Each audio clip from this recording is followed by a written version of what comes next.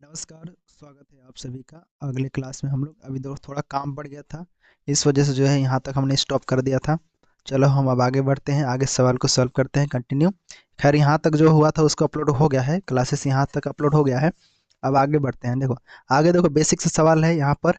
ये सिंप्लीफिकेशन से है, बोर्ड मास के रूल के अनुसार बनाना है आपको। ठीक है, बोर्ड मास से। बोर्ड मास जानते हो, यहाँ पर सबसे पहले ब्रैकेट, गुणा और डिवाइड मल्टीप्लाई करना है, फिर आपका जो है ऐड करना है, फिर आपको एडिशन, फिर सब्सट्रैक्शन, मतलब लास्ट में जो है घटाना रहता है। ठीक, कुछ नहीं करना है, यहाँ कोष्टक पहले है, इसको करना है। देखो ये गया 5 से और 11 गया है 4 से, 4/5/4 हुआ। सिंपल देखो, 5/4 हुआ, इसको जो है भाग दिया है, इसको गुणा में बदलना रहता है, तो गुणा में बदलोगे तो ये संख्या ऊपर चला जाता है। 15 बटे यहाँ पर 33 हो जाएगा। ठीक है, इस प्रकार से। ये देखो यहाँ पर 11 है, ये भागित यहाँ पर है ये, और 11 यहाँ पर 5 है, और गुणे में यहाँ पर 3/2 है ऐसे। यहाँ पर भाग है, इसको भी पलटो तो टोटल यहाँ पर क्या हो जाएगा, 3/2 गुणे, ये चला जाएगा ऊपर 5 बटे यहाँ पर 11, एक सेकेंड एक सेकेंड एक सेकेंड एक सेकेंड, ये नहीं होगा। यहाँ पर 11 बटे यहाँ पर 5 हो जाएगा, और एक गुणा में हो जाएगा ऐसे, ऊपर चला जाएगा 4, 4 ऊपर चला जाएगा, नीचे 5 आ जाएगा ऐसे। ठीक है, फिर गुणा में 15, और यहाँ पर 33 है इस प्रकार से। ठीक है। अब सबको काट कर दो यहाँ पर, 5×3 = 15, ये 3 से 3 गया 11, और यहाँ पर ये 11 से 11 कट गया, यहाँ पर 2 से 2 दूनी 4 हो गया ये, और देखो ऊपर में 3 और 2 बचा, और नीचे 5 बचा, 3 दूनी 6 और बटे में 5, 6/5 यहाँ है, तो ऑप्शन नंबर सी वाला आपके यहाँ पर राइट आंसर हो जाता है जी क्वेश्चन। ठीक है, लेकिन आपको समय कम देना है इसमें। ठीक है, तो ये चलिए यहाँ तक आपको समझ में आ गया। चलिए आगे बढ़ते हैं, आगे बढ़ते हैं। देखो यहाँ पर क्या दिया हुआ है, ये प्रॉफिट एंड लॉस से क्वेश्चन। सवाल दिया हुआ है कि यदि एक सामान को 5% हानि के बदले 5% लाभ पर बेचने से विक्रेता को 6.72 रुपये अधिक प्राप्त करता है। सामान का क्रयमूल्य ज्ञात करना है, सीपी हमें ज्ञात करना है। ठीक है, क्रयमूल्य ज्ञात करना है। तो पहले अंतर को देख लो, 5% हानि के बदले 5% लाभ में बेचा जाता है, तो 5% लाभ भी हो रहा है, 5% हानि भी हो रहा है। ठीक है, तो अगर हम जोड़ेंगे कि लाभ के लिए, तो यहाँ पर देखो 5% ये हो गया लाभ के लिए, और माइनस इसमें घटाएंगे, अंतर भी पूछा है यहाँ पर। 5 के लाभ दोनों में अंतर निकालते हैं, और हानि मतलब माइनस, तो यहाँ पर -5% होता है। ठीक है, अंतर निकालेंगे दोनों का, तो यहाँ पर हो जाता है टोटल माइनस माइनस माइनस गुणे प्लस 10% हो जाता है। ठीक है, तो ये 10 का ही अंतर है इसके बीच में, ये वाला बीच में। ठीक है, 10 का ही अंतर है, लाभ और हानि के अंतर है। ठीक है, तो हम ऐसे कर देंगे कि 10% जो है, 10% का अंतर ही है, इसके बराबर है। तो कहने का मतलब, यदि क्रयमूल्य अगर हमारा 100% होता है, ये अपने आप में 100% होगा, तो 100% होता है, तो 10% का अंतर हम बोलते हैं 10% बराबर आपका जो है ऑफ सी पी इसका, और 6.72 हो जाता है इस प्रकार से। अब आपको सीपी निकाल लेना है। सीपी निकालने के लिए क्या करोगे, सबसे पहले देखो 10 का अंतर है, तो 10 दोनों तरफ जोड़ोगे, गुणा करोगे, तो सीपी निकालने के लिए सिंपल आपको जो है 10 गुणे में यहाँ पर हो जाएगा 10 ऑफ सीपी बराबर 10 के गुणा, इसके इस साइड भी कर दो, 6.72 के बीच करोगे, इधर गुणा करोगे तो क्या हो जाएगा, ये 67, फिर 20 आ जाएगा ऐसे, और इधर करोगे तो 100% हो जाएगा, 100% ऑफ सीपी ऐसे। तो ऐसे आपको आ रहा है कि क्रयमूल्य 100% का कितना आ रहा है, 67.20। राइट आंसर कौन सा होगा, 67.20। राइट आंसर आपका ऑप्शन नंबर ए हो जाता है। ठीक है, यहाँ बस आपको यहाँ पर देखना था लॉजिक ये वाला, कि लाभ और हानि के बीच कितना अंतर है। देखो यहाँ पर ये वाला अंतर है, ये किसके बराबर है, तो इसके बराबर है, ये इसके बराबर। ठीक है, ये अब 10% का अंतर है, तो इसलिए दोनों में हम सीपी में भी कर दिए, इसमें भी गुणा कर दिए, और राइट आंसर आ गया हमारा। ठीक है, इस प्रकार से यहाँ पर बनता है। क्लियर है, आगे देखते हैं। यदि x=1 और y=2 समीकरण 2x + 3y के का हल है, तो के का मान यहाँ पर ज्ञात कीजिए। ऐसे सवाल कई बार पूछा जाता है, के हमें ज्ञात करना रहता है। ये तो हम लोग पहले ही बना चुके हैं बहुत सारा। देखो 2x हो जाएगा और +3y हो जाएगा, ये वाला बराबर के दिया है। अगर हम x बराबर यहाँ पर एक है, और x बराबर 2 है, y बराबर 2 है, बस यहाँ पर मान रख दो, x की जगह मतलब 2, गुणा कर दो, या फिर एक ऐसे लिख दो, जैसे भी लिखना है आप लिख सकते हो। 2 लिख दो, यहाँ पर बराबर के, क्या हो गया, 2 + 3 दूनी 6 हो गया, कि तो 8 बराबर के, यहाँ पर ये आपका राइट आंसर 8, ऐसे आपका आंसर यहाँ पर आ जाता है बी ऑप्शन। ठीक है, ऐसे आपको सवाल दे देता है तो सिंपल यहाँ पर एक्स वाई का मान दिया हुआ है और समीकरण इस पर मान रखना था कि का मान ज्ञात करना था, सिंपल यहाँ पर रख के गुणा निकाल दिया आराम से। ठीक है, आगे देखो क्या दिया हुआ है। जल कर में 20% की वृद्धि होने पर उसके खपत में 20% की कमी कर दी जाती है, तो कुल व्यय में कितने प्रतिशत की कमी अथवा वृद्धि होगा, कमी होगा या वृद्धि होगा, इसको हमें निकालना है। ठीक है, पहले ये समझो कि अगर जो जल है, पहले जो जल है 20% की वृद्धि होता है और उसे खपत करता है, मतलब जो पहले प्रारंभिक अगर हम बात करें जल का मूल्य जो था पहले, वो अपने आप में 100% था, 100% था। ठीक है, उसमें से 20% की वृद्धि भी हो रहा है और 20% कमी भी हो रहा है। तो अगर हम बात करें पी यहाँ पर, तो अगर हम पी मतलब यहाँ पर मूल्य मैं लिख लेता हूँ प्राइस पी, या फिर पी लिख लो इसे। ठीक है, ये अपने 100 में अगर 20% की वृद्धि करता है तो क्या हो जाएगा, 120 हो जाएगा। ठीक है, और 20% की वृद्धि के बाद ये देखो 20% वृद्धि के बाद होता है, और 20% अगर आपको जो है यहाँ पर खपत हो रहा है, तो इसको मैं पी क्यू इसको कर देता हूँ, पी क्यू, या फिर ए वी कर देता तो भी चलो यहाँ पर। ठीक है, तो इसमें 20% खपत हो रहा है तो मतलब 80% यहाँ पर बच रहा है। ठीक है, तो ये खपत वाला है, मतलब कमी कमी हो रहा है। ठीक है, ऐसा समझ गए। अब देखो नया मूल्य आपको निकालना है, कुल व्यय में कितने पर नया मूल्य निकालना है, तो इन दोनों को क्या करोगे, यहाँ पर नया मूल्य के लिए नया मूल्य इन दोनों को गुणा करोगे, यहाँ पर P इंटू क्यू, मतलब 120 का गुणा हम 80 से करेंगे, कितना आएगा 12×96, मतलब 996 डबल जीरो यहाँ पर आएगा। ठीक है, ऐसे तो ये क्या आ गया, नया मूल्य आ गया। अब बोल रहा है कि कुल व्यय कितने प्रतिशत कमी अथवा वृद्धि होगा, कमी अथवा वृद्धि होगा, ये आपका चेंजिंग देख रहा है यहाँ पर। तो कुल व्यय में हम देखेंगे जो पहले वाला तो एक देखो यहाँ पर प्रारंभिक बात करें तो सबसे पहले जो था, ये कमी और वृद्धि होने से पहले कितना था, 100% था, 100 में से 100 दोनों 100 था, वृद्धि और कमी दोनों वाला 100, तो 100 का मतलब कितना हुआ, 1000 हुआ यहाँ पर, सॉरी 10,000 हुआ। ठीक है, 10,000 हुआ, तो यही 10,000 में से है, इसको घटा देना है, मतलब 9,600 में से इसमें से कितना घटाना है, 10,000। ठीक है, तो कितना आएगा आपका माइनस का 400। ये माइनस का 400 आपका जो आया, ये क्या आया, ये कुल व्यय आया। ठीक है, व्यय मतलब कमी हो गया इसमें। ठीक है, व्यय में क्या हो गया, कमी हो गया। ठीक है, अब जिससे इसका जो है प्रतिशत निकाल लेते हैं हम, तो प्रतिशत निकालोगे तो क्या करोगे, सिंपल इसके लिए सिंपल 400 माइनस का 400 बटे में जो है कितना क्रम था शुरुआत में, 10,000 था, गुणे में 100 कर दो यहाँ पर। अब ये जीरो जीरो कट गया, यहाँ पर ये जीरो, ये पूरा तीन जीरो, एक जीरो से ये चला गया। ठीक है, और एक जीरो और चला गया, मतलब टोटल यहाँ पर कितना बचा, 4% माइनस का। ठीक है, माइनस का 4%, तो 4% क्या हुआ, ये कमी दर्शा रहा है, माइनस का कमी दर्शा रहा है। ठीक है, ये आपका 4% कमी, मतलब राइट आंसर आपका ये वाला हो जाता है, कमी, बी ऑप्शन आपका राइट आंसर हो जाता है। समझ में आया। हम यहाँ पर बहुत ही आसान तरीके से बताया हूँ, मैं शॉर्ट तरीके भी इस्तेमाल किया हूँ। देखो सबसे पहले अपने आप में 100% था। ठीक है, प्रारंभिक मूल्य में दोनों का कमी और वृद्धि का मिलाकर सबको 100 का 100 किए तो कितना हो गया, क्रयमूल वो जो है सीपी, मतलब सीपी बोले तो मतलब पहले वाला मूल्य, क्रयमूल विवरण नहीं बोल रहा हूँ, पहले वाला प्राइस जो है वो बोल रहा हूँ, जो यहाँ पर वृद्धि नहीं हुआ था करना, उससे पहले वाला बोल रहा हूँ। तो उससे पहले अपने आप में 100 था, तो 100 था मतलब 10,000 हुआ दोनों का जोड़ने के बाद। उसके बाद पी और क्यू, उसके बाद वृद्धि भी हुआ और यहाँ पर खपत कमी भी की जाएगी, इस दोनों को मिलाकर यहाँ पर 96 हुआ, फिर 96 में से इसको घटा दिए तो 4 इतना का कम खपत हुआ ये। ठीक है, ऐसे। ठीक है, तो राइट आंसर आपका 4% कमी हो जाता है माइनस का। ठीक है, आगे देखो, ये देखो सेम अलजेब्रा का क्वेश्चन है, अलजेब्रा का मैं बताया हूँ क्या है। तो ये अलजेब्रा से ही इस क्वेश्चन को तो आप छोड़ोगे ही नहीं, आप लोग बहुत ब्रिलियंट हो, इसको तो आसानी से बना लोगे। ठीक है, देखो इस प्रकार से सवाल जब आता है कि एक्स, जैसे आपको मैं एग्जांपल दिखाता हूँ जो नहीं जानते हैं, या फिर रिवीजन करो यहाँ पर, अगर आपके सामने अगर इस प्रकार से फॉर्मेट में दिया, देखो ये क्वेश्चन और ये क्वेश्चन सेम लग रहा है ना, सेम फॉर्मेट लग रहा है कि एक्स प्लस एक बटे एक्स बराबर एन दिया हुआ है, और आपके तो इसके बाद पूछ लेता है कि कुछ ही पूछ लेता है, यहाँ पर एक्स स्क्वायर पूछ लेगा या फिर एक्स का 10 पूछ लेगा यहाँ पर। अब उसके बाद पूछता है कि एक बटे एक्स स्क्वायर का मान बताइए। ठीक है, इसका मान पूछिए, तो इसका सिंपल ये तो ठीक है, लेकिन यहाँ पर जो है बस क्या करना है, एन का स्क्वायर कर देना है और माइनस का यहाँ पर 2 रख देना है ऐसे। ठीक है, ऐसे कर देना है। तो बस इसी चीज़ को यहाँ पर बस एक शॉर्ट फार्मूला यहाँ पर है। अगर यहाँ पर 3 पूछ दिया है, एक्स का क्यूब पूछ दिया है, तो प्लस एक बटे एक्स स्क्वायर एक्स क्यूब पूछा है, तो बराबर यहाँ पर क्या करोगे, ये जस्ट एन का जो नंबर रहेगा उसका आप क्यूब करोगे और माइनस का 3n कर दोगे ऐसे। बस इसी को देखो सॉल्व कर देना है। सेम परीक्षा में। यहाँ पर अगर 4 पूछ देता है तो 4 पूछता है, देखो x का 4 अगर पूछ देता है कि अब बताइए कि x प्लस 1/x बराबर n है, तो x 4/x पावर के 4 बताइए क्या होगा। तो इसको भी कुछ नहीं करना है, क्या करना है, एन स्क्वायर माइनस 2 करना है और जस्ट इसका स्क्वायर और माइनस का फिर से 2 कर देना है, यही प्रमाण रख दो, आपका आ जाएगा।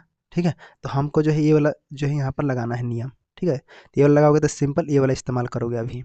ठीक है, क्या करोगे, सिंपल ऐसे जो है यहाँ पर मान रख देते हैं, हमको जो है दिया हुआ है, देखो अब कैसे बनेगा। देखो इस पर हमें लाना है इस फॉर्मेट में। देखो यहाँ पर क्या है, 2 है, तो एन बराबर क्या हुआ, 2 हुआ, तो मतलब 2 का क्यूब हो गया और माइनस 3 गुणे यहाँ पर 2 हो गया ऐसे। ठीक है, 2 का क्यूब किए तो कितना हो गया, 8 हो गया, माइनस का यहाँ पर 6 हो गया, बराबर कितना, 2, इसका बराबर कितना आ जाएगा, 2 आ जाएगा। Right answer option number A वाला आपका राइट आंसर हो जाता है। देखिए एक चीज हटके में आपका जो है आंसर यहाँ पर आ गया। ठीक है, आपको यहाँ पर एक्स का मान निकालो फिर यहाँ पर करो, वो सब नहीं करना पड़ा, सिंपल सा यहाँ पर रूल है। ठीक है, परीक्षा में ऐसे बनाना आप लोग जाके, कितनों भी दिया रहेगा, अगर यहाँ पर 7 दे दिया रहता है तो 4 का पहले निकालना फिर 3 का निकालना फिर दोनों को ऐड कर देना इस प्रकार से। ठीक है, इस प्रकार से आपको समझ में आया, सेम फार्मूला, यहाँ पर आपका राइट आंसर 2 हो जाता है। आगे सवाल दिया है कि एक मोटरसाइकिल 25 किलोमीटर प्रति घंटे की चाल से चल रही है और प्रत्येक घंटे के अंत में इसकी चाल 7 किलोमीटर प्रति घंटा बढ़ जाती है। 225 किलोमीटर की दूरी तय करने में इसे कितना समय लगेगा, समय बोल रहा है। तो पहले प्रारंभिक चाल देखेंगे, यहाँ पर क्या है, 25 किलोमीटर प्रति घंटा है, दूरी कुल दूरी कितना है, तो 225 किलोमीटर कुल दूरी है। तो हमें यहाँ पर पता करना है कि जैसे 25 किलोमीटर चल रहा है, तो ये 25 किलोमीटर पहले घंटे में चल रहा है और बाकी प्रत्येक घंटे के अंत में क्या हो रहा है, इसकी चाल में 7% की वृद्धि हो जा रहा है। जैसे अगर हम दूसरे घंटे की बात करें तो दूसरे घंटे में क्या हो रहा है, यहाँ पर इसमें 25 और प्लस 7 जुड़ जा रहा है, मतलब 32 किलोमीटर प्रति घंटा हो जा रहा है ये। ठीक है, दूसरे घंटे में। इसी प्रकार से तीसरे चौथे पाँचवें इस पर जाएगा तो क्या हो जाएगा, जैसे अगर तीसरे में जाएगा तो तीसरे में यहाँ पर हो जाएगा 32, 32 में फिर से यहाँ पर प्लस में 7 जोड़ो, क्या हो जाएगा यहाँ पर 39, फिर यहाँ पर जोड़ो, फिर ये हो गया एक इसके घंटे का, तीसरे घंटे का दूसरे हो गया, ये तीसरे घंटे का हो गया, ये चौथे घंटे का हो गया आपका 39 में फिर से 7 जोड़ोगे तो ये हो जाएगा आपका 46, ये आपका चौथे घंटे का, ये पाँचवें घंटे का, ये पाँचवें घंटे का क्या हो जाएगा, 46 में फिर से आपको 7 जोड़ना पड़ेगा, तो ये हो जाएगा 7 मतलब 3 53, 53 हो जाएगा यहाँ पर। ठीक है, 53 किलोमीटर जा रहा है प्रति घंटे की चाल से, मतलब उसके लिए बढ़ रहा है चाल। ठीक है, ये आपका ऐसे आपको जो है बढ़ रहा है, 5 घंटे तक हमने चला और 5 घंटे में लगभग अगर बात करें इन सबको जोड़ते हैं तो लगभग कितना जाएगा, देखो 9 11 6, यहाँ पर 6 3 9, 9 यहाँ पर 195 किलोमीटर हो जाता है, 195 किलोमीटर। इसका आप यहाँ से जोड़ सकते हो, 6 3 9, 9 9 18 और 2 20 और यहाँ पर 5 25, 5 ऐसे जोड़ सकते हो ना, 2 4 ऐसे करके, 7 3 10 4 14 और यहाँ पर 5 19 हो गया। तो ये 5 घंटे में टोटल चल रहा है इतना, 195 किलोमीटर चल गया। अब जो दूरी बचा है, कितना बचा है, तो हम जानते हैं कुल दूरी 225 था, तो 225 में से अगर हम 195 को घटा देंगे तो कितना बचेगा आपका, यहाँ पर 30 बच जाएगा। तो 30 किलोमीटर क्या है अभी बचा है, और बचा है अभी 30 किलोमीटर बचा है, तो और चलाएंगे इसको। 53 के बाद हम छठे घंटे में जाएंगे, तो छठे घंटे में जाएंगे तो कितना हो जाएगा, ये ज़्यादा मतलब 53 और 7 जोड़ दो, 53 में 7 जोड़ोगे तो 60 हो जाएगा। ठीक है, ये 60 जो चल रहा है 6 घंटे में, तो 60 किलोमीटर की अगर चलेगा तो 30 किलोमीटर तय करने में कितना समय लगेगा, तो 60 किलोमीटर की गति से चलेगा तो शेष 30 किलोमीटर तय करने में कितना समय लगेगा। देखो 60 चल रहा है, तो 60 किलोमीटर से चलेगा तो ये टोटल 30 ऊपर हो गया, नीचे आपका 60 हो गया। ठीक है, तो ये यहाँ पर 1/3 मतलब ये 30 ही, सॉरी, मतलब ये देखो ये 60 किलोमीटर ना, तो इसका अर्थ ये हुआ कि देखो 60 किलोमीटर प्रति घंटे की चाल से अगर चलेगा तो शेष 30 किलोमीटर अगर उसको चलना है तो कितना समय लगेगा। तो इसको जो है अगर हम 60 से इसको भाग देते हैं तो ये देखो आपको जो है क्या है, घंटा में है ये। ठीक है, 30 क्या है, 30 किलोमीटर प्रति घंटा के चाल से अगर 60 से उसको भाग दे देंगे तो क्या हो जाएगा, वो मिनट में बदल जाएगा। 60 जो है 30 मिनट हो जाएगा ये। ठीक है, 30 मिनट यहाँ पर हो जाएगा। ठीक है, इस प्रकार से। अब बोल रहा है कि 225 में चलने में कितना समय लगा। तो देखो 5 तक घंटा तो पूरा पूरा लगा कि 5 घंटा ये, ठीक है, 5 घंटे पूरा लगा। और बाकी जो 6 घंटा उसमें 30 मिनट लगा, तो मतलब कितना लगा यहाँ पर 225 किलोमीटर इसको तय करने में लगा कितना, 5 घंटे। 5 घंटे और यहाँ पर प्लस में 30 मिनट लगा। आप बोलोगे कि यहाँ पर ऑप्शन में तो ये नहीं है, तो यहाँ पर देखो इसको जो है पहले इसको मिनट में बदलो, इसको भी मिनट में बदलो, दोनों को जोड़ के और फिर इसको क्या करोगे घंटे में बदल दोगे यहाँ पर। तो देखो 5 घंटे को अगर हम मिनट में बदलते हैं तो कितना हो जाएगा, 6×5=30, 300 हो जाएगा, 300 मिनट। 300 मिनट हो जाएगा और प्लस में 30 जोड़ दो, ठीक है। और नीचे आप जो है 60 से इसको भाग दे दो, तब इसको पता चल जाएगा, घंटे में निकल जाएगा। तो इधर हो जाएगा 330 हो जाएगा और नीचे आपका 60 हो जाएगा, एक जीरो से एक जीरो कट गया, यहाँ पर 11×3=33 और 2×3=6, मतलब 11/2 घंटे यहाँ पर हो जाता है। राइट आंसर आपका 11/2 कौन सा ऑप्शन में है, तो ऑप्शन नंबर बी वाला आपका राइट आंसर हो जाता है। ठीक है, समझे, इस प्रकार से आपको जो है यहाँ पर बनाना है। क्लियर है, इसको एक बार आप बना के प्रैक्टिस करो, आसानी से बन जाएगा। आगे बढ़ते हैं। आगे देखो क्या क्वेश्चन दिया है, 138 नंबर है। देखो यहाँ पर लिखा है 500 मीटर लंबी एक रेलगाड़ी 1 मिनट में 1000 मीटर लंबे सुरंग को पार करती है, उस रेलगाड़ी की गति होगी। गति उस रेलगाड़ी की पूछ रही है यहाँ पर। ठीक है, तो कैसे होगा देखो यहाँ पर। तो आगे देखेंगे यहाँ पर सवाल दिया हुआ है 500 मीटर लंबी रेलगाड़ी का। तो ऐसे सवाल में आपको सबसे पहले देखना रहता है कि पहले रेल की लंबाई देखो, रेल की लंबाई कितना है, तो 500 मीटर लंबा है, ठीक है। और सुरंग की लंबाई कितना है, तो 1000 मीटर है, 1000 मीटर ये लंबा है। तो दोनों को क्या करना है, जोड़ देना है। इससे क्या पता चलेगा, इससे हमें कुल दूरी पता चलेगा कि जैसे रेल है, रेल की लंबाई और सुरंग की लंबाई अगर हम दोनों को जोड़ लेते हैं, दोनों के बराबर क्या होगा, कुल दूरी होगा टोटल। अगर इन दोनों को जोड़ते हैं तो कितना हो जाएगा, 1500 मीटर। ठीक है, तो 1500 मीटर ये चल रहा है, मतलब अगर हम, और 1 मिनट में ये चल रहा है, 1 मिनट में 1000 मीटर सुरंग को पार करती है, तो 1 मिनट मतलब 60 सेकेंड। ठीक है, 1 मिनट में कितने होते हैं, 60 सेकेंड बदल दो यहाँ पर, 1 मिनट बराबर 60 सेकेंड में जो है ये पार करते हैं। अब जो है हमारा स्पीड निकालना है, तो स्पीड निकालने के लिए आपको क्या करना होगा, स्पीड का सूत्र हो गया, ऊपर में जो है यहाँ पर दूरी हो गया, ये आपका जो है दूरी, समय हमें निकालना, स्पीड निकालना है ना, चाल निकालना है। तो चाल बराबर क्या होता है, दूरी बटे समय होता है। ठीक है, तो चाल बराबर यहाँ पर दूरी और बटे में आपका समय डाल दो। तो दूरी कितना है यहाँ पर 1500 है, और नीचे आपका 60 हो गया, 60 क्या है, सेकंड है, समय है। इसको काट दिए तो यहाँ पर कट जाएगा, 6 दूनी 12, 2 यहाँ पर 25 बार में कट जाएगा ये, ठीक है, 25 आ गया। ठीक है, तो यहाँ पर 25 जो आया 25 मीटर प्रति सेकंड है, लेकिन हम इसको घंटा में बदलना है। ठीक है, 25 मीटर जो है प्रति सेकंड यहाँ पर हो जा रहा है, तो इसको जो है किलोमीटर घंटा में बदलना है। तो इसके लिए हम 18/5 से गुणा करते हैं। जी हाँ, अगर आपको मीटर प्रति सेकंड है उसको किलोमीटर में बदलना है तो 18/5 से गुणा करना है, और अगर किलोमीटर है उसको मीटर प्रति सेकंड बदलना है तो हमें क्या करना है, 5/18 से गुणा करना है। ठीक है, तो यहाँ पर 25 को क्या करेंगे, हम 18/5 से गुणा करेंगे, और जैसे देख सकते हैं यहाँ पर 5×5=25, तो 18×5 क्या हो गया, 90। ठीक है, तो यहाँ पर 90 हो जाएगा, ये 90 किलोमीटर प्रति घंटा ये आपका आंसर है ना। बहुत ही आसान क्वेश्चन है ये ऐसा। ठीक है, तो ध्यान देना, ट्रेन वाला बहुत ही आसान क्वेश्चन होता है कभी कभी। ठीक है, तो 90 किलोमीटर प्रति घंटा कौन सा आंसर है, तो ऑप्शन नंबर यहाँ पर सी वाला आपका राइट आंसर हो जाता है। ऑप्शन नंबर सी यहाँ पर राइट आंसर है।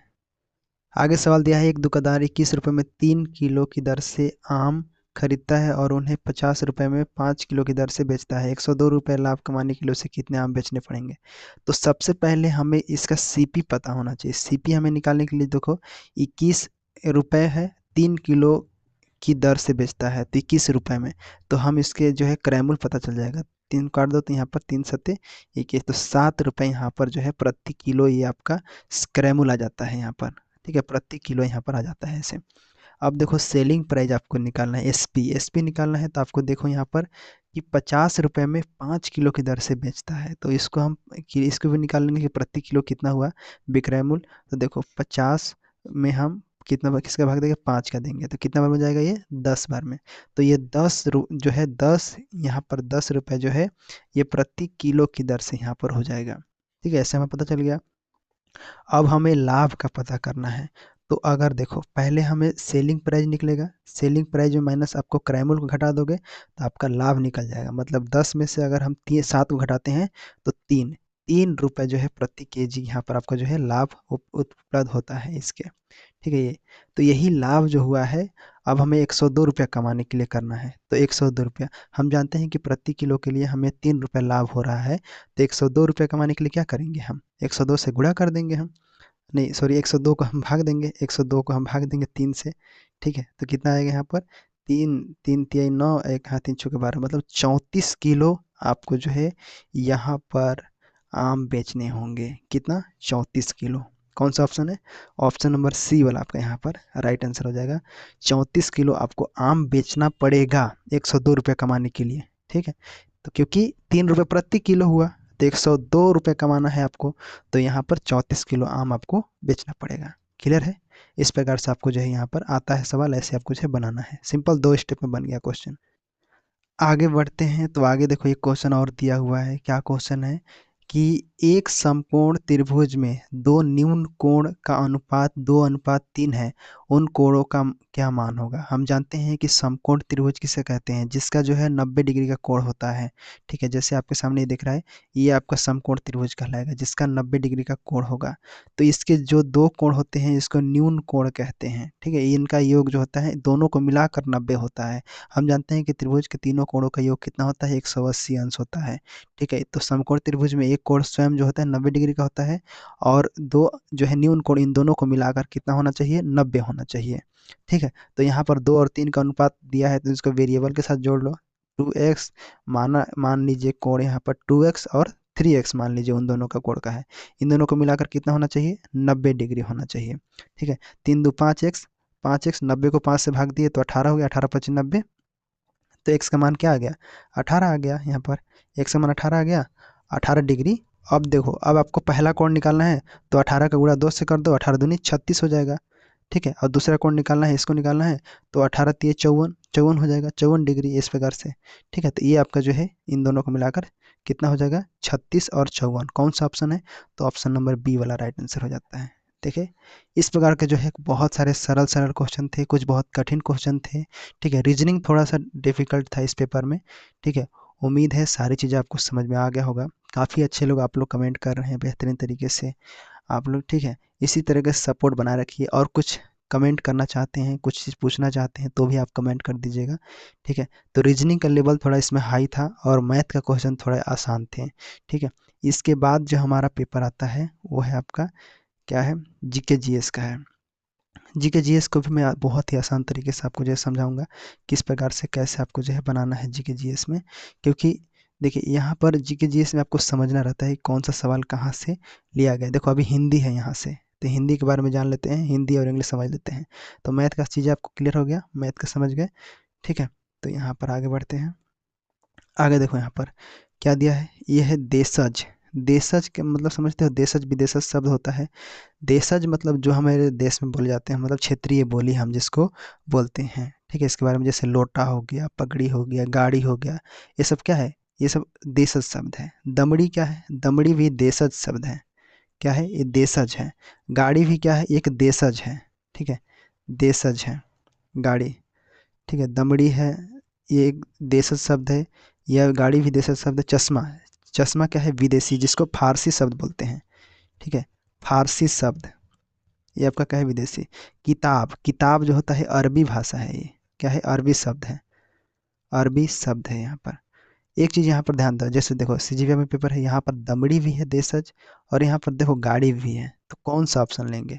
तो यहाँ पर कभी कभी जो है परीक्षा में एक से अधिक विकल्प दे दिए जाते हैं, और उनके ऊपर रहता है कि इन दोनों में से आप कोई भी ऑप्शन को चयन करेंगे वो आपको सही मान लेते हैं। ठीक है, हम जानते हैं लेकिन जानकारी तो है कि इन दोनों क्या है, देशज है, लेकिन गाड़ी किसी को होता है। कोई भी इन दोनों में से आप ऑप्शन को ले सकते हो, गाड़ी को ले लो या फिर इसको ले लो, कोई दिक्कत नहीं है, दोनों सही है।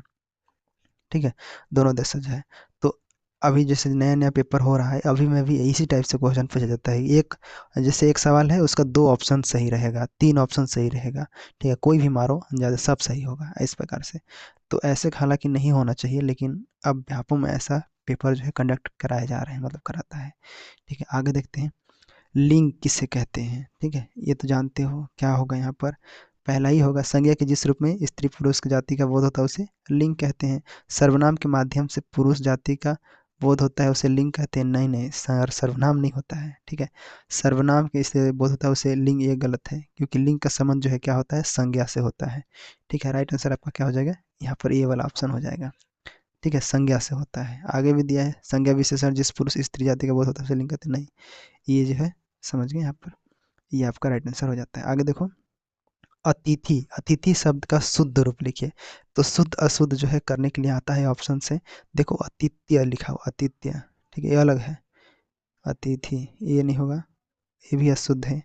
अतिथि ये जो है गर्तनी, ये जो है मेहमान नवाजी में बोलते हैं, इसको बोलते हैं, ठीक है। तो हम इसको क्या बोल देंगे, मेहमान नवाजी, हॉस्पिटैलिटी बोल सकते हैं।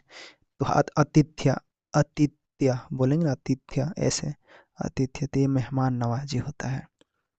तो हमें पूछा क्या गया है, हमें जो है पूछा गया अतिथि का, तो अतिथि का राइट आंसर डी हो जाता है। ये भी गलत हो जाएगा, ये भी गलत हो जाएगा, ठीक है, दोनों गलत। आगे देखो, हे राम, यह क्या हो गया, इसके जो है वाक्य का शुद्ध रूप है, क्या है शुद्ध, इसमें क्या आपको दिख रहा है। सबसे पहले हे राम देखो, यह क्या हो गया, ये क्या है शुद्ध है। देखो ये रहा है विस्मयादि, जब आता है तो हे राम, हे राम के बाद आपको जो है एक चिन्ह लगता है आपको, ठीक है, इस प्रकार से, ठीक है, ऐसे।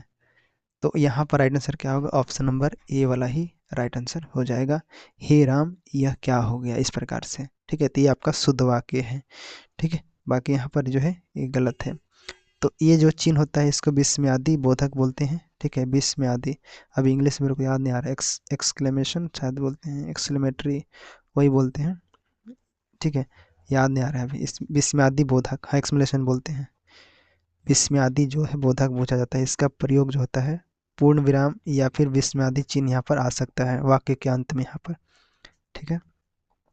कहीं भी अगर आपको आश्चर्य का दिखाई दे, आश्चर्य या फिर कोई शोक, शोक दुख का कारण हो, प्रकट किया जाए हे भगवान ऐसे करके, तब वहाँ पर इस्तेमाल होता है। कोई भी आश्चर्य हो गया या फिर जो है कोई चीज़ शोक प्रकट कर रहे हैं, तब यहाँ पर इस्तेमाल होता है, ठीक है। इसका समझ गए, आगे बढ़ते हैं। आगे क्या है यहाँ पर, 45 नंबर, क्या लिखा है, लिखा है मैंने दर्शन कर लिया, इसका शुद्ध रूप क्या होगा। देखो, मैंने दर्शन कर लिया, मैंने दर्शन किया, ये गलत है। मैंने दर्शन करा, ये तो हमेशा गलत है, ऐसा बोलते हैं लेकिन गलत है। मैंने दर्शन भरपूर किया, ये तो और गलत है। यहाँ पर क्या हुआ, मैंने दर्शन कर लिए, ठीक है, ये सही होगा ना, यही वाला आपका राइट आंसर हो जाएगा, मैंने दर्शन कर लिए ऐसे। देखो दर्शन शब्द जो होता है हमेशा बहुवचन होता है, कि देखो दर्शन का मतलब क्या होता है, बहुवचन, बहुवचन का मतलब क्या होता है, प्लूरल, प्लूरल, ठीक है। तो बहुवचन में इस्तेमाल किसका होता है, दर्शन। यदि भगवान का आप दर्शन करने जा रहे हैं तो वो एक वचन नहीं है, वो क्या है, बहुवचन में किया जाता है। तो अगर बहुवचन में किया है तो यहाँ पर क्या होगा, कर लिए होगा, ठीक है। तो यहाँ पर ध्यान देना, जैसे यहाँ पर कर लिए हो जाएगा, न की या फिर कर लिया, ऐसे जो है इस्तेमाल होता है, ठीक है। मतलब कर ली यहाँ पर ये हो जाएगा, ये आपका राइट आंसर होता है। तो दर्शन बहुवचन होता है, इसको बस याद रखो, क्योंकि कभी भी पूछ लिया जाता है। इसके साथ जो प्रयुक्त सहायक क्रिया होगा वो क्या होगा, बहुवचन होना चाहिए, ठीक है। बस इतना आप जानते रहो यहाँ पर।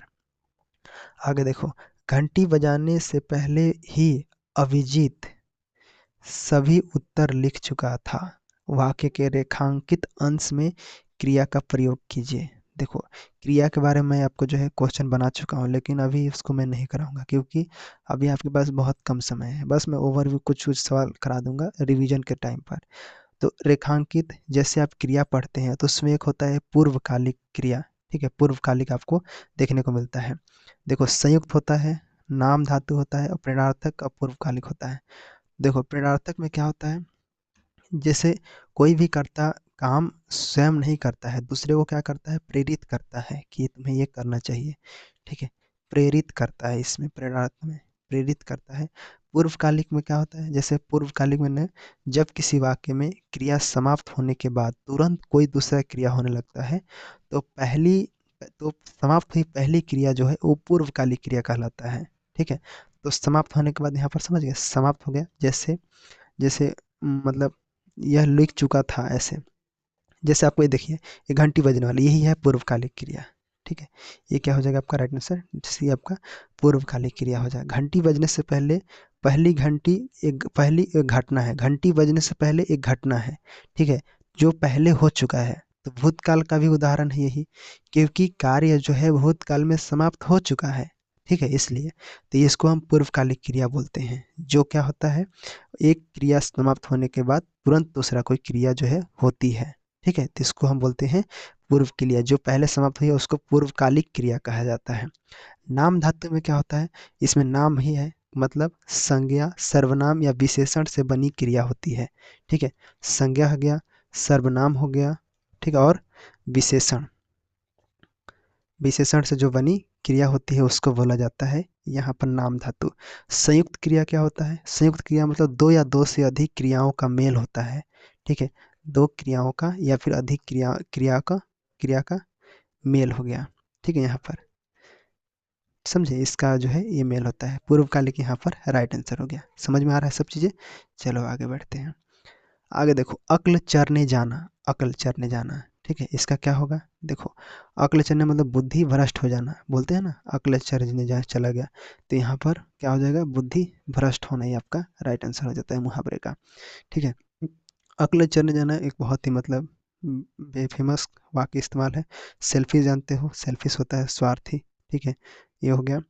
और आगे कर्म का फल भोगना, वही हो गया, मतलब अपने कार्यों का परिणाम भोगना, यही हो गया।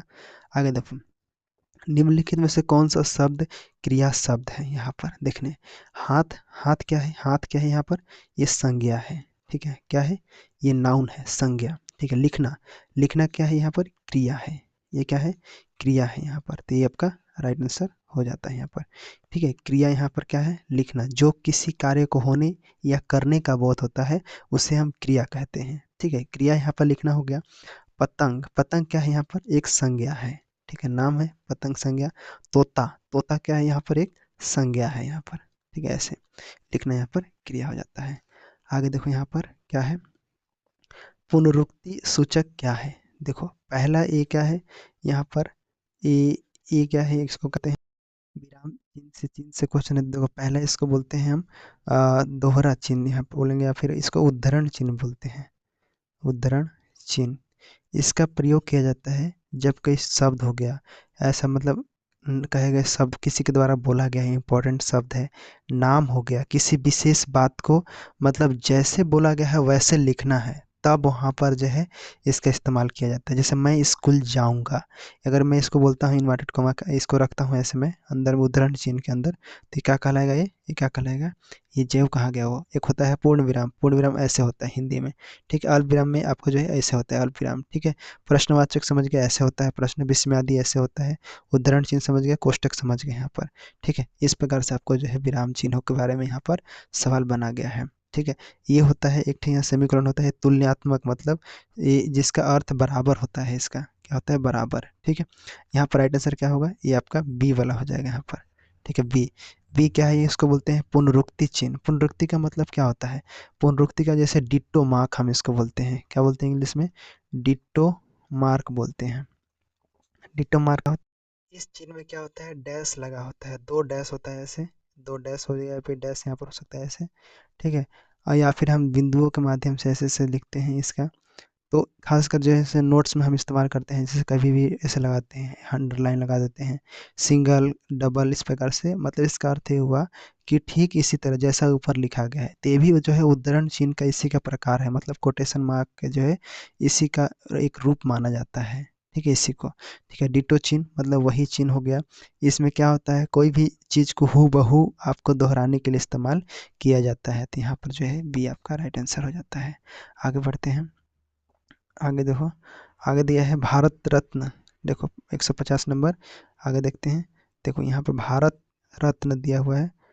भारत रत्न शब्द के समस्त पद का सही समासिक विग्रह होगा, क्या होगा, इसमें क्या होगा, पहला दिया गया भारत का रत्न, भारत का रत्न यहाँ पर अगर देखेंगे तो ये का जुड़ा है, का, भारत का रत्न, तो ये क्या है, तत्पुरुष है यहाँ पर, तत्पुरुष एक उसको कारक यहाँ पर, मतलब तत्पुरुष समास के अंतर्गत आ गया ऐसा, ठीक है, किस में आ गया, ये तत्पुरुष समास में आ गया, क्योंकि भारत का रत्न जुड़ा हुआ है यहाँ पर।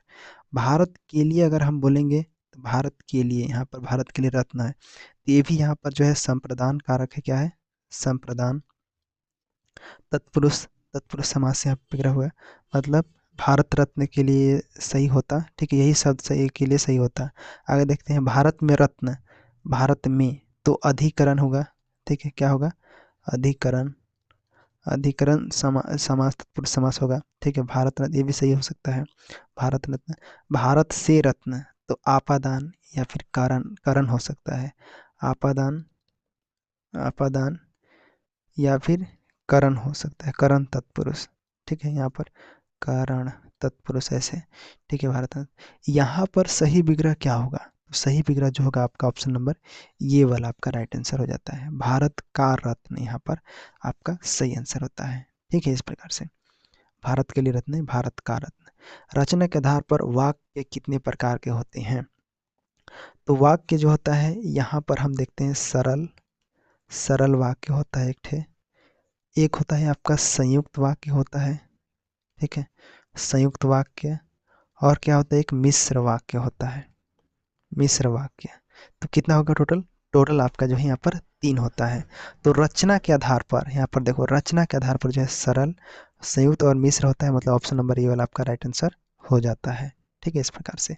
आगे देखो यहाँ पर, यह काम कोई ना कोई अवश्य करेगा, इस वाक्य में देखो यहाँ पर सर्वनाम डालना है, तो कौन सा सर्वनाम है, देखो अगर संबंधवाचक के बारे में बात करें तो जिसमें जो सो या फिर जैसा वैसा शब्द का प्रयोग करता है, किसका, जो सो या फिर या जैसा वैसा, इसमें संबंध का होता है, संबंध शब्दों का प्रयोग होता है इसमें, ठीक है। निश्चयवाचक, निश्चय में होता है, मतलब वह, ठीक है, मतलब निश्चितता बताता है, वह या फिर यह बोल सकते हैं, जैसे ये प्रयोग होता है जिसमें निश्चितता बताने के लिए प्रयोग होता है। प्रश्नवाचक में देखो, प्रश्नवाचक में क्या, कौन, इस प्रकार के जो होता है, ठीक है, प्रश्न पूछने वाला शब्द होता है। अनिश्चय में क्या होता है, कोई ना कोई, ऐसे कोई ना कोई, ठीक है, कोई ना कोई हो सकता है, या फिर कोई, ठीक है, कोई, ये इस शब्द को जो है मतलब निश्चित व्यक्ति, मतलब निश्चित व्यक्ति या वस्तु को बोध नहीं कराता है, इसलिए हम इसको अनिश्चयवाचक बोलते हैं, ठीक है। तो यहाँ पर देखो कोई ना कोई लिखा हुआ है, मतलब क्या हुआ, ये अनिश्चयवाचक हो गया यहाँ पर, राइट आंसर क्या हो जाएगा, अनिश्चय, मतलब निश्चित नहीं है ये, ठीक है, ये अनिश्चय है, ऐसे आपको याद रखना है। आगे देखो, वह स्कूल नहीं जा रही है, इस वाक्य का प्रकार बताइए। देखो पहला क्या प्रकार दिया है, विधिवाचक, विधिवाचक क्या होता है, विधिवाचक वाक्यों में कार्य न होने या फिर करने, नहीं निषेध में आ गया वो, देखो विधिवाचक में आ गया जो किसी भी काम होने या करने का बोध होता है, किसी वाक्य में किसी काम के होने, काम के होने या होने या फिर करने का बोध होता है इसके अंतर्गत, ठीक है, करने का बोध होता है। निषेध परक, निषेधा परक बोलेंगे इसको, निषेधा पर इस वाक्य में जो है कार्य न होने, क्या होना, कार्य न होने या फिर न करने का बोध होता है, न करने का बोध होता है, ठीक है। नहीं का शब्द बोलेंगे हम यहाँ पर, क्या बोलेंगे, नहीं, इसके अंतर्गत हम नहीं का इस्तेमाल करते हैं कि नहीं करूँगा मैं ये काम, ठीक है। निषेधवाचक, निषेध का सूचक होता है। प्रश्नवाचक समझ गए, प्रश्न पूछा जाता है, ये देखिए इसमें। संदेहवाचक क्या हो गया, जिसमें कार्य होने का संदेह होता है, क्या होता है, कार्य होने का संदेह हम बोलेंगे, ठीक है। तो कार्य होने का संदेह या फिर संभावना बोल सकते हैं, ठीक है, संभावना व्यक्ति की जाती है, संभावना हम यहाँ पे बोल सकते हैं। तो यहाँ पर बोल रहे हैं कि वह स्कूल नहीं जा रही है, तो क्या नहीं का इस्तेमाल हुआ है ना, तो क्या होगा यहाँ पर, निषेधा परक आपका राइट आंसर हो जाता है, ठीक है, क्या हो जाएगा, निषेधा परक हो जाएगा, ठीक है। आगे देखते हैं, अयादि स्वर संधि में निम्न में से कौन सा यहाँ पर संबंधित है। पहला देखो यहाँ पर मात्रा अनुमति, मात्रा अनुमति यहाँ पर यण संधि है, ठीक है, यण, ठीक है। आगे देखो सचित, सचित्रा, ये है व्यंजन है, इसमें तो व्यंजन आ जाता है। आगे विनायक, विनायक में देखो ए है, ए और आय, आय है, आय, तो यहाँ पर अयादि आ जाता है, क्या है यहाँ पर, आय का इस्तेमाल, विनाय ऐसे, तो क्या हो जाएगा ये, सी ऑप्शन आपका विनय हो जाता है। विद्यालय तो जानते हो दीर्घ है, दीर्घ स्वर संधि, ठीक है, इसके बारे में आगे बढ़ते हैं। आगे क्वेश्चन क्या दिया हुआ है देखो, 55 नंबर। आगे क्वेश्चन क्या दिया है? 55 नंबर इसमें दिया है प्रत्यय जोड़े जाते हैं। प्रत्यय कहाँ जोड़ते हैं? तो उपसर्ग और प्रत्यय के बारे में अपने जाने हैं। प्रत्यय मतलब होता है सफिक्स, ठीक है, जो कि मतलब मूल रूप से अंत में जोड़ा जाता है प्रत्यय, ठीक है, अंत में, ठीक है, इसके बारे में जानते होंगे, वर्ण के अंत में। तो यहाँ पर राइट आंसर क्या हो जाएगा? ऑप्शन नंबर शब्द या धातु के अंत में आपका यहाँ पर राइट आंसर हो जाएगा, ठीक है। यहाँ पर देखो क्रिया के अंत में, ठीक है, मूल रूप से यहाँ पर नहीं होता है, प्रत्यय शब्द नहीं होता है, ठीक है, धातु या शब्द, ये आपका सही परिभाषा है ये वाला। वर्ण के अंत में ये गलत है, क्योंकि प्रत्यय जो है, प्रत्यय शब्द जो होता है, शब्द धातु के साथ जोड़ते हैं, न कि आपको अकेले वर्ण के साथ नहीं जोड़ेंगे। यहाँ पर किसके साथ जोड़ते हैं? शब्द और धातु के साथ यहाँ पर जो है अंत में जोड़ते हैं। उपसर्ग पहले जोड़ता है, ठीक है, वो उसको प्रीफिक्स बोलते हैं। यहाँ पर आगे अल्प विराम चिन्ह का प्रयोग कब होता है? देखो, दो वाक्यों को अलग करने के लिए, एक ही वर्ग के एकाधिक शब्द को अलग दर्शाने के लिए, तो हम जानते हैं कोमा जिसका इस्तेमाल कब होता है? जब एक ही वर्ग के एकाधिक शब्द को अलग अलग करने के लिए यहाँ पर इस्तेमाल किया जाता है अल्प विराम का, ठीक है, अल्प विराम का। आगे देखो, दो वाक्यों को अलग करने के लिए, जो दो मतलब पूर्ण वाक्य है अलग अलग जो हम करेंगे उसको सेमी कॉलन हम लगाते हैं, अर्ध विराम हम इसका इस्तेमाल करते हैं इसमें, ठीक, क्या करते हैं? अर्ध विराम का हम इस्तेमाल करेंगे, ठीक है, ऐसे, ठीक है। पूर्ण विराम का भी प्रयोग कर सकते हैं यहाँ पर, या फिर हम पूर्ण विराम का, दो अलग अलग वाक्य करना है तो हम पूर्ण विराम का या फिर अर्ध विराम का हम इस्तेमाल करेंगे। यहाँ पर अल्प विराम का इस्तेमाल नहीं होता है, ठीक है। इसमें होता है वाक्य के अंत में, वाक्य के अंत में, जैसे अगर मैं इसका उदाहरण दूँ बी का, जैसे राम हो गया, राम, श्याम, ठीक है, ऐसे में अल्प विराम लगाया ना यहाँ पर, ये श्याम, फिर और मोहन खेल रहे हैं, ऐसे हम तो वहाँ पर इस्तेमाल करते हैं। वाक्य के अंत में अगर हम बात करें तो पूर्ण विराम या फिर प्रश्नवाचक चिन्ह का इस्तेमाल होता है, ठीक है, पूर्ण या फिर प्रश्नवाचक चिन्ह। योजक चिन्ह का पृथक करने के लिए नहीं, यहाँ पर योजक चिन्ह का प्रयोग जो होता है वो दो शब्दों को जोड़ने के लिए किया जाता है, अल्प विराम अलग है, ठीक है। इसमें आगे देखो, यहाँ पर अक्षत, अक्षत का यहाँ पर अनेकार्थी क्या होगा? अक्षत, तो अ और यहाँ पर प्लस में छत, अछत, तो अ का अर्थ होता है मतलब नहीं, ठीक है, छत का मतलब क्या होता है? टूटा हुआ, क्या होता है? छत का अर्थ क्या होता है? टूटा हुआ, ठीक है। तो या फिर घाव बोल सकते हैं यहाँ पर, घाव, तो क्या हो जाएगा राइट आंसर? नहीं घाव मतलब बिना घाव, सी ऑप्शन आपका राइट आंसर हो जाएगा। अक्षत मतलब बिना घाव, ठीक है। तो अक्षत का शाब्दिक अर्थ क्या हुआ? बिना टूटा हुआ या फिर बिना घाव होता है, ठीक है। जैसे जैसे इसका प्रयोग किया जाता है अलग अलग तरीके से, ठीक है। तो यहाँ पर राइट आंसर जैसे कमल, कमल, विपत्ति, मृत्यु, ये सब इसके शब्द नहीं है, ठीक है, ये आपका ये नहीं है, इसके अनेकार्थी शब्द नहीं है, यहाँ पर बिना घाव आपका राइट आंसर हो जाता है। और वो वाला भी सोच रहे होंगे कि पूजा पाठ में किया जाता है, तो बिल्कुल पूजा पाठ में भी होता है, अक्षत का ही स्तंभ बोलते हैं, उसमें अक्षत, अक्षत डालिए, वही वाला है, ठीक है। आगे भी देखते हैं क्या लिखा है। मोहन के हाथ में लंबी छड़ी है, यह विशेषण, विशेषण शब्द है। तो आप तो देख के ही समझ गए होंगे यहाँ पर क्या है, विशेषण क्या है? जिसमें गुण दोष संख्या आकार आदि बताता है, विशेषण वही है, ठीक है। तो विशेषण क्या है यहाँ पर? छड़ी क्या है? छड़ी क्या है? एक संज्ञा है, ठीक है। लंबी क्या है? लंबी शब्द जो है छड़ी की विशेषता बता रहे हैं, मतलब आकार की विशेषता बता रहे हैं, कौन हो जाएगा? तो यहाँ पर आपका राइट आंसर सी हो जाएगा, लंबी, ठीक है। मोहन क्या है? संज्ञा है। हाथ क्या है? संज्ञा है। छड़ी क्या है? संज्ञा है। विशेषण यहाँ पर केवल यहाँ पर लंबी है, ये वाला, ठीक है, समझ में आया? आगे बढ़ो। शब्द महात्मा का समास विग्रह करना है, ठीक है। आत्मा, महा, महान आत्मा है जिसकी करने पर यह समास विग्रह होगा। देखो, जैसे यहाँ पर दीर्घ समास जानते हो, दीर्घ समास में पहला क्या होता है? संख्यावाची स्वर होता है, कोई भी, जैसे पंचवटी, ठीक है, संख्यावाची होता है, पचराही ऐसे बोलते हैं ना, संख्यावाची।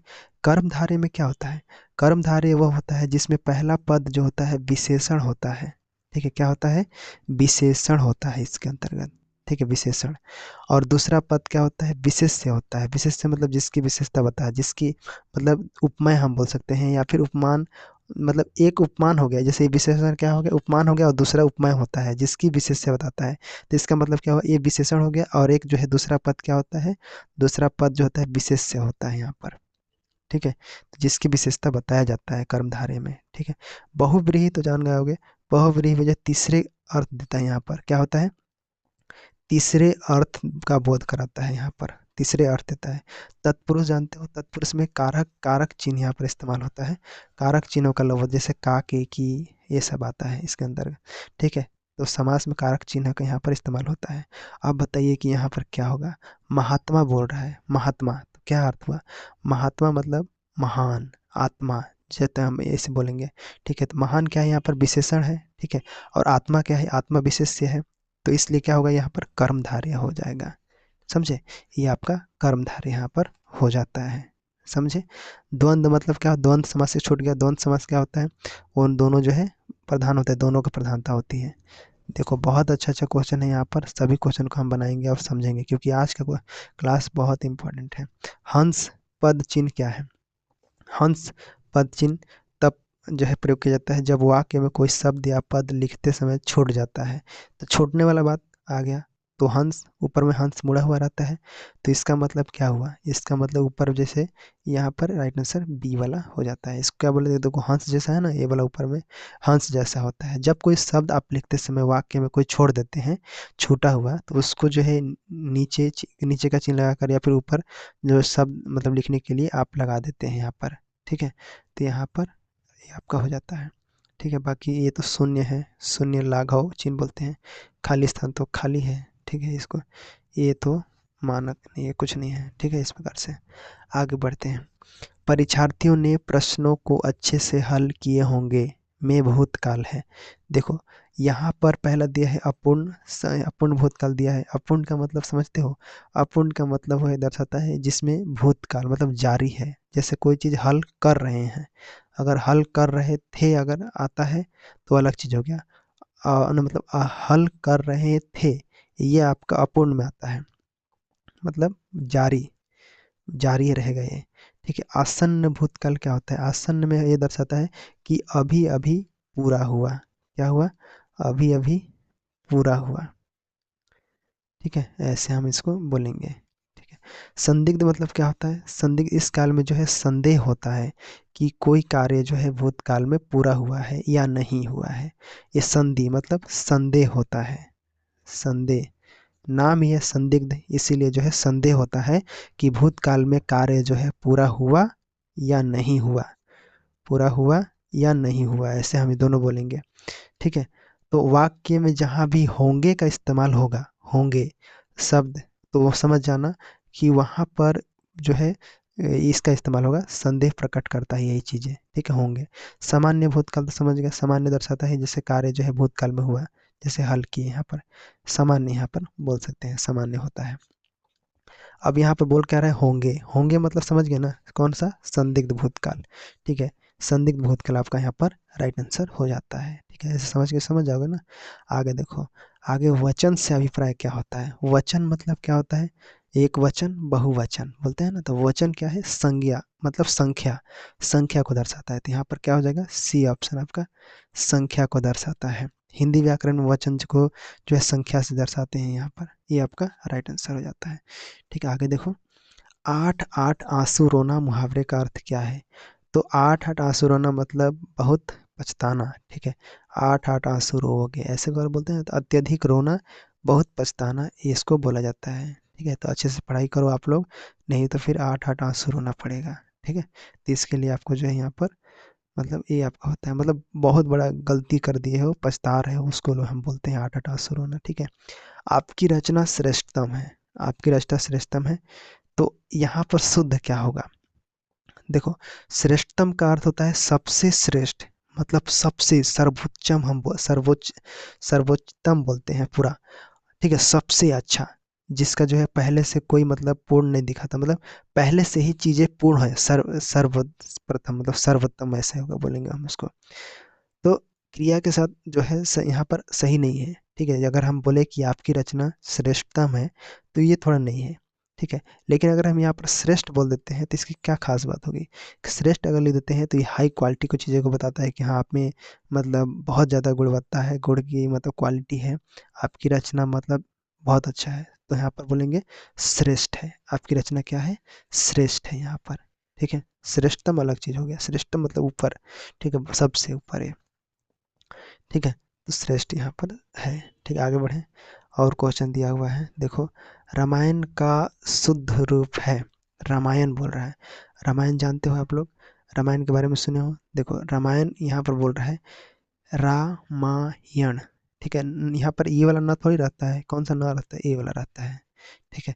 तो रामायण यहाँ पर कौन सा हो जाएगा, ऑप्शन नंबर ए वाला आपका राइट आंसर हो जाएगा, ठीक है। ये भी गलत, ये भी गलत, ये कौन सा है, देखो इसमें हो गया क्या क्या मिलकर सही वर्तन, अगर हम बोले संधि के नियम के अनुसार चले, देखो राम, राम हो जाएगा, प्लस में अयन, अयन, ये मिल के जो है बनता है रामायण, ठीक है, रामायण ऐसे बनता है, ठीक है। तो शुद्ध रूप में यहाँ पर सही जो अगर हम तोड़ेंगे इसको वर्तनी के रूप में, तो ये आपका रामायण यहाँ पर हो जाता है, ठीक है, समझे। इस प्रकार से आगे बढ़े, आगे देखो, भाववाचक संज्ञा में व्यक्ति या वस्तु की किस चीज का बोध होता है, देखो कोई भी चीज का भाव अगर बोलते हैं तो उसको बोलते हैं गुण की होता है, ठीक है, किसकी होता है, भाव बढ़ गया है उसका, मतलब उसका गुण का जो है जानते हैं। तो भाववाचक संज्ञा में व्यक्ति या फिर वस्तु होता है उसके गुण, उसकी जो दशा है या फिर उसका स्वभाव है, कैसा स्वभाव है, जैसे बोलते हैं भाव बढ़ गया, तो मतलब इसकी स्वभाव ऐसा हो गया है, अवस्था उसकी हो गया है, ठीक है। तो यहाँ पर हम उसको बोलते हैं, इसका बोध कराता है, जैसे बचपन हो गया, ठीक है, गुस्सा, क्रोध हो सकता है, क्रोध, ये सब क्या है, ये भाव है, ठीक है, क्रोध हो सकता है, बचपन हो गया, मिठास हो सकता है, ऐसे, ठीक है। इस प्रकार से समूह के बारे में, समूहवाचक संज्ञा जो है समूह के बारे में बोध होता है। स्थान जानते हो, स्थान किसी भी व्यक्ति या जाति का बोध होता है तो स्थानवाचक में आता है। नाम में, नाम जो है व्यक्तिवाचक को विशेषता बताता है, तो यहाँ पर राइट आंसर क्या हो जाएगा, गुणवाचक यहाँ पर हो जाता है, समझ में आया। आगे देखो यहाँ पर, वाक्य के मुख्य कितने अंग होते हैं, वाक्य के बारे में हमने सबसे पहले पढ़ा है, पहला क्या होता है, उद्देश्य होता है, उद्देश्य, दूसरा क्या होता है, उसको विधेय बोला जाता है, उद्देश्य और दूसरा होता है विधेय, ठीक है। उद्देश्य और विधेय क्या होता है, वाक्य के मुख्य अंग होते हैं। उद्देश्य मतलब क्या हो गया, सब्जेक्ट हो गया, विधेय का मतलब होता है प्रेडिकेट होता है, जैसे सब्जेक्ट के अलावा जो ही वर्ब है, ठीक है, वर्ब तो जुड़ेगा ना, वो सब क्या है, प्रेडिकेट कहलाता है, ठीक है। अब कई, जैसे कई चीज़ों में हम तीन भी मानते हैं, जैसे क्या क्या मानते हैं, सॉरी यहाँ पर तीन मानते हैं, जैसे क्या क्या बोलते हैं, जैसे देखो कर्ता बोलते हैं, कर्ता, ठीक है, कर्म भी बोलते हैं, और कर्म, कर्ता, कर्म और क्रिया, तो ये जो है मुख्य, मतलब मुख्य रूप से अगर बोलोगे, देखो यहाँ पर मुख्य लिखा है तो मुख्य रूप से यहाँ पर दो हो गया, ठीक है, सब्जेक्ट और यहाँ पर प्रेडिकेट हो गया। लेकिन अगर, अगर यहाँ पर अगर ऐसे रिलेटेड बोल जाए कि कौन सा, मतलब बताइए कि कुछ वाक्य के कितने भाग हैं पूछेगा, तब यहाँ पर जो है कर्ता, कर्म और क्रिया आ जाएगा, मतलब तीन भाग आ जाएगा यहाँ पर, ठीक है। चार यहाँ पर ये गलत है, ये भी गलत है, तो या तो दो यहाँ पर, लेकिन मुख्य रूप से बोला है तो मुख्य आपको दो डालना है, ठीक है। अगर यहाँ पर सामान्य रूप से या फिर आपको बोलता है कि वाक्य के जो है बस बताइए कि यहाँ पर कितने भाग होते हैं, तब आपको बताना है कर्ता, कर्म और क्रिया होता है, ठीक है, समझे, ऐसे आपको जो है डालना, समझना रहता है, क्लियर है, समझे। आगे बढ़ते हैं, वह खाना खा रहा है, ठीक है, वह खाना खा रहा है तो कौन सा सर्वनाम है, ये तो फिर बच्चों वाले क्वेश्चन हो गया, कौन सा हो जाएगा यहाँ पर आपका, वह, यह आपका क्या है, सर्वनाम है, ठीक है, किसी व्यक्ति वस्तु स्थान के नाम पर होते हैं। खाना तो जानते हो, खाना क्या हो गया, संज्ञा हो गया, भोजन, क्रिया, भोजन करना, खा रहा, खा रहा तो क्या है, ये क्रियापद बंध है यहाँ पर, ठीक है। तो यहाँ पर भोजन में जो है क्रिया भी हो सकता है, सर्वनाम नहीं है, ठीक है। यहाँ पर आगे देखो, एक सेकेंड, आगे पंकज, पंकज का समानार्थी शब्द क्या है, देखो पहले लिखा है जलद, द लग गया है इसमें, द लग गया है तो क्या मतलब इसका, जलद, द लग गया है मतलब कीचड़ में जन्म लेने वाला, यहाँ पर मैं बोला था उस समय, पहले ही सवाल से आया हुआ है, 2024 में इसको सॉल्व किए थे हम लोग, ठीक है। तो जलद मतलब जल में जन्म लेने वाला, यहाँ पर पंकज, पंकज क्या हो जाएगा, कौन सा ऑप्शन है, तो ऑप्शन यहाँ पर ये हो जाएगा, ये जलज है, ये जलद है, जलद, सॉरी एक सेकेंड, ये जलद द लगा है, द मतलब बादल, यहाँ पर आपका राइट आंसर, ये सॉरी राइट आंसर ये नहीं होगा, क्यों नहीं होगा, क्योंकि ये द लगा है, मतलब जल देने वाला हो जाता है, ये हो जाएगा बादल का, ठीक है, जल देने वाला, ये जल, ज लगा है, तो ज मतलब क्या हो गया यहाँ पर, जन्म लेने वाला, जल में जन्म लेने वाला मतलब पंकज, कमल बोलते हैं उसको, क्या बोलते हैं, कमल, ठीक है, इस प्रकार से पंख यहाँ पर लिखा है, और क्या लिखा है, जल पुष्प लिखा है। पुष्प का अर्थ फूल हो गया, ये तो समझ जाओगे। पंकज, पंकज का समानार्थी सब पुष्प हो जाएगा। ठीक है, इस प्रकार से आगे बढ़े। आगे देखो, स्वर किसे कहते हैं। स्वर जानते हो, जानते हो स्वर क्या बोलते हैं, स्वतंत्र रूप से बोले जाने वाले जो वर्ण होते हैं, क्या होते हैं, स्वतंत्र हम बोलते हैं उसको, किसी की सहायता नहीं चाहिए, स्वतंत्र इस्तेमाल होता है। तब यहाँ पर कौन सा ऑप्शन हो जाएगा, स्वर वर्णों के मेल से बनता है स्वर व्यंजन। यहाँ पर राइट आंसर ये वाला आपका राइट आंसर हो जाता है। क्या है, स्वर जो है वो स्वतंत्र रूप से जो है बोले जाने वर्ण जो है वर्ण होते हैं, उसको हम बोलते हैं क्या, स्वर बोलते हैं। मतलब यहाँ पर कोई भी वर्ण की सहायता नहीं होता है। स्वर एवं व्यंजन, व्यंजन की में क्या होता है, स्वरों की सहायता लिया जाता है। ठीक है, तो ठीक है, इस प्रकार से आगे दिया है, व्यंजन एवं व्यंजन वर्णों के मेल को, मतलब दो व्यंजन के मेल को संयुक्त व्यंजन कहते हैं, उसको भी आपको पता होना चाहिए। ठीक है, आगे बढ़े। और क्वेश्चन है, बिल्कुल है। देखो आगे है, भगवत गीता का शुद्ध रूप बताइए। ठीक है, भगवत गीता के बारे में आप जानते होंगे, भगवत गीता क्या है। जो है भगवत गीता एक जो है संस्कृत नाम है यहाँ पर। ठीक है, अगर हम यहाँ पर नाम इनका देखें तो भगवत लिखा है, भगवद गीता होता है, भगवद। तो यहाँ पर जो है ना, ये वाला राइट आंसर हो जाएगा, सी वाला। भगवत गीता क्यों होता है, देखो भगवत गीता, भगवत गीता, ठीक है, भगवत गीता, ये जो है सही वर्तन है। कैसे बनता है देखो, पहले तो भगवत, ये हलंत लगेगा इसमें, भगवत मतलब भगवान। ठीक है, इसका मतलब क्या हो गया, भगवान हो गया। ठीक है, और प्लस में गीता, गीता, गीता होता है जिसमें त, और त का जो है, ये त है ना, ये जो है द में बदल जाता है। ठीक है, का त क्या हो जाता है यहाँ पर, त जो है यहाँ पर द में बदल जाता है, ये द में। ठीक है, तब क्या हो जाता है, भगवत गीता, भगवत गीता, ऐसे आपको जो है यहाँ पर हो जाता है। ठीक है, समझे, ऐसे आपको हो जाएगा, बाकी सब अशुद्ध है। आगे देखो, नारीत्व, नारीत्व क्या है, देखो जहाँ पर नारीत्व आ जाता है, समझ जाना ये ऐसे भाववाचक है। ठीक है, वुमन हुड हम इसको इंग्लिश में बोलते हैं। मतलब इसका अर्थ क्या हुआ, इसका अर्थ ये हुआ, भाववाचक मतलब जैसे नारी के जो भाव गुण को दर्शा रहा है तो उसको हम नारीत्व बोलते हैं। तो यहाँ पर राइट आंसर क्या हो जाएगा, बी ऑप्शन आपका, भाववाचक। भाववाचक में क्या होता है जानते हो ना, अभी बताया था, जो है वस्तु गुण और जो है उसकी अ, महसूस कराता है, उसकी अवस्था का बोध कराता है, वो बोलते हैं। जातिवाचक जानते हो, संपूर्ण जाति जैसे नारी पुरुष ये सब। व्यक्तिवाचक में क्या होता है, किसी व्यक्ति विशेष वस्तु नाम को बोला जाता है। द्रव्य में क्या आपका जो है पदार्थ कोई द्रव्य वस्तु करा जाता है। कर्मधारय समास, कर्मधारय समास जानते हो, जिसमें पहला जो होता है विशेषण और दूसरा पद जो होता है विशेष्य होता है। ठीक है, यहाँ पर कर्मधारय कौन है, पहला है यहाँ पर तिरहा, तिरहा क्या है, ये पर ये देखो ये दीर्घ समास है, क्यों है, क्योंकि इसमें देखो ना, पहले तीन राहों का समूह बता रहा है तिरहा, इसमें देखो, हाँ यहाँ पर बता रहे हैं। दिगंबर, दिगंबर क्या है यहाँ पर, दिक मतलब दिशा, दिगंबर मतलब वस्तु, मतलब शिव, मतलब जैन मुनि वाला समाज, यहाँ शिव हो जाएगा, दिगंबर। ठीक है, दिक मतलब, दिग मतलब यहाँ पर दिशा, और अंबर मतलब वस्त्र।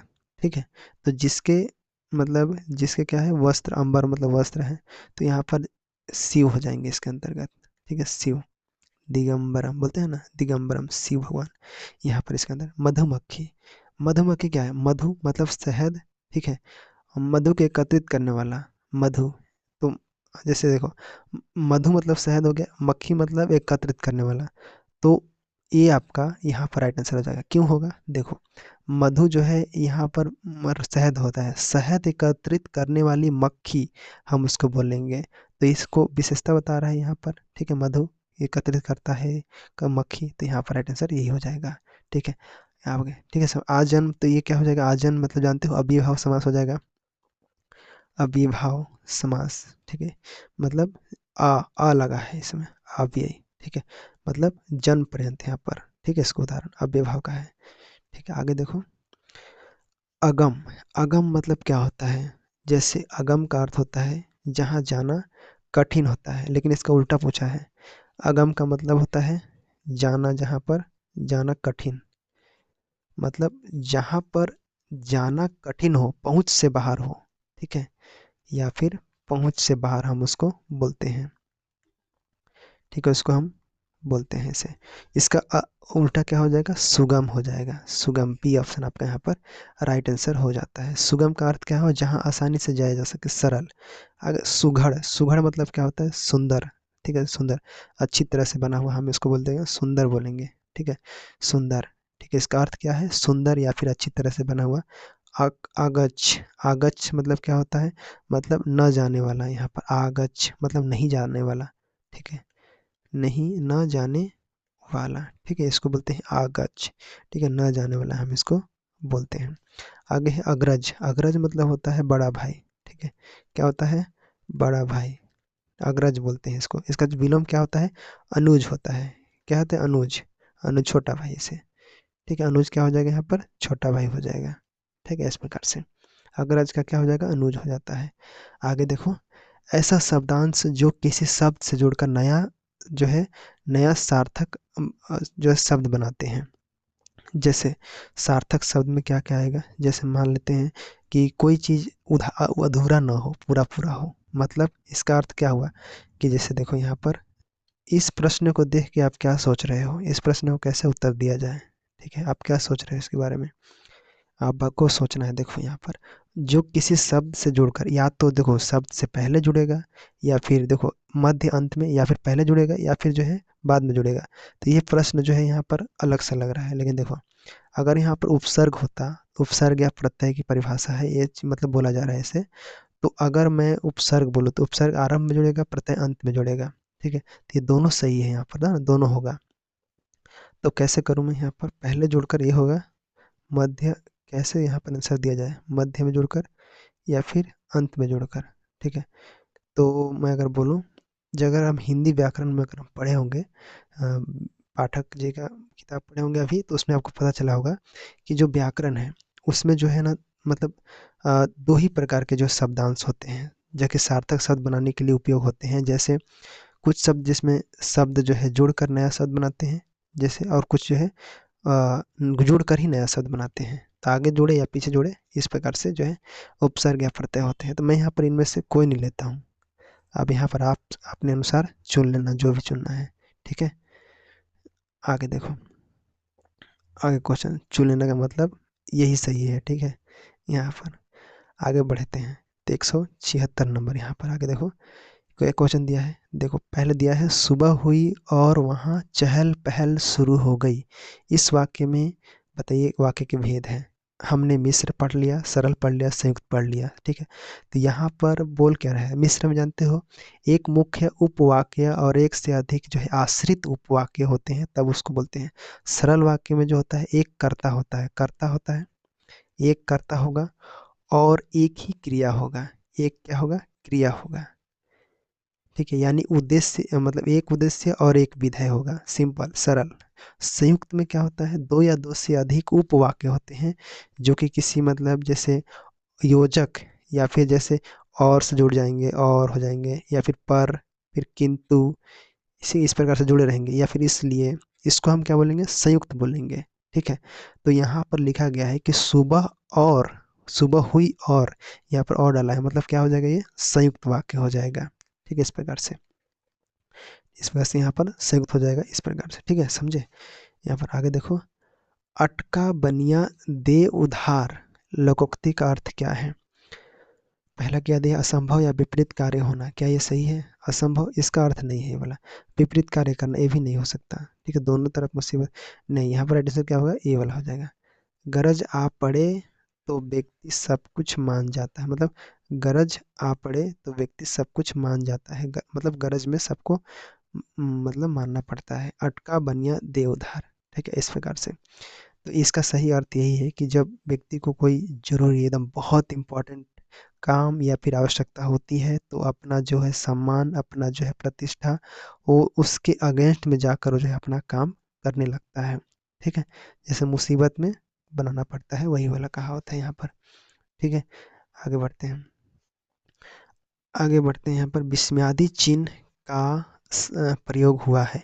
ठीक है, तो मैं यहाँ पर देख सकते हो आराम से, क्या होगा, अरे बाप रे, ये क्या हो गया, यही वाला आपका राइट आंसर हो जाएगा। ठीक है, ये आपका, ये क्या है, ये प्रश्नवाचक वाला है, ये तो है पूर्ण विराम वाला। ठीक है, बाकी तो समझ गए यहाँ पर। क्या है, विस्मयादि। ठीक, विस्मयादि को हम पहले ही पढ़ चुके हैं। आगे देखो अ आ ई, इसमें जो बोल रहा है व्यंजन वर्ण, तो ये तो होगा ही नहीं पहला वाला। ठीक है, ए भी च छ ज उ ये ऊ लगा है, इसमें नहीं होगा। क्या होगा यहाँ पर, क ख छ छ आपका, ये सब क्या है, व्यंजन हो रहा है। इसमें क्या होता है, स्वरों की सहायता से उच्चारण होता है। ठीक, किसकी सहायता से, स्वरों की सहायता से। ठीक है, इसमें ज क्या है, व्यंजन है, लेकिन अ और उ ये जो है, ये सब क्या है, ये सब स्वर है। ठीक है, डॉक्टर कौन सा शब्द है, डॉक्टर देखो देशज विदेशज अनेकार्थी क्या हो जाएगा, तो डॉक्टर जो है विदेशी शब्द है। ठीक है, विदेशी शब्द यहाँ पर राइट आंसर हो जाएगा। तो विदेशी शब्द क्या होते हैं, जो जैसे अंग्रेजी हो गया, अरबी हो गया, फारसी हो गया, इस प्रकार के जो शब्द होते हैं उसको विदेशी बोलते हैं। तो डॉक्टर शब्द जो है वो क्या है, कौन सा भाषा से लिया गया है, ये अंग्रेजी भाषा से लिया गया है। किस भाषा से लिया गया है, अंग्रेजी भाषा से लिया गया, इसलिए जो है ये क्या है, ये एक विदेशी शब्द है। ठीक है, डॉक्टर, समझे, समझे डॉक्टर, इस प्रकार से आपको याद रखना। और है, देखो अब सवाल थोड़ा, हम लोग अब अगले सेक्शन में इंग्लिश में पहुंच गए। देखो सवाल कैसा लगा आप सबको, इसको बताइएगा। ठीक है, और रिवीजन भी करना है, रिवीजन भी करते रहिएगा। इंग्लिश का मैं अगले सेक्शन बना देता हूँ, क्योंकि ज़्यादा बड़ा बनाना भी उचित नहीं रहेगा। ठीक है, लास्ट में मैं लगभग जो है हाफ आवर का मैं जो है क्या करूँगा, इंग्लिश का बना दूंगा। ठीक है, इंग्लिश का देखो क्वेश्चन है इसमें भी दबा के, बाद ज़्यादा क्वेश्चन है थोड़ा सा। ठीक है, तो कैसा लग रहा है कमेंट बॉक्स में बताइएगा, आप लोग सपोर्ट कीजिएगा। ठीक है, और अगले हम मिलते हैं क्लास में। ठीक है, कुछ कमेंट होगा तो ज़रूर बताइएगा। ठीक है, मिलते हैं क्लास, धन्यवाद सो मच।